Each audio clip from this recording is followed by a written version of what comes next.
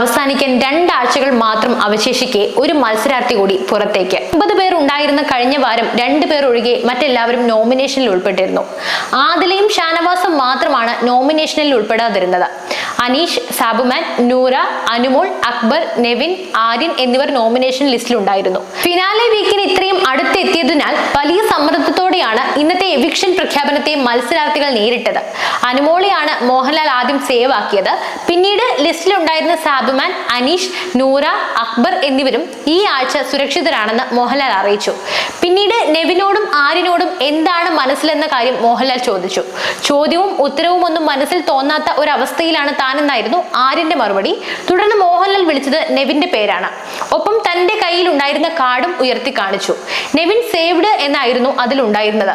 പിന്നാലെ തന്റെ കയ്യിലുണ്ടായിരുന്ന 2ാമത്തെ കാർഡും മോഹൻലാൽ ഉയർത്തി കാണിച്ചു. ആര്യൻ എവിക്റ്റഡ് എന്നായിരുന്നു അതിലുണ്ടായിരുന്നത്. ആര്യന് തന്റെ അടുത്തേക്ക് വരാമെന്നും മോഹൻലാൽ തുടർന്ന് പറഞ്ഞു.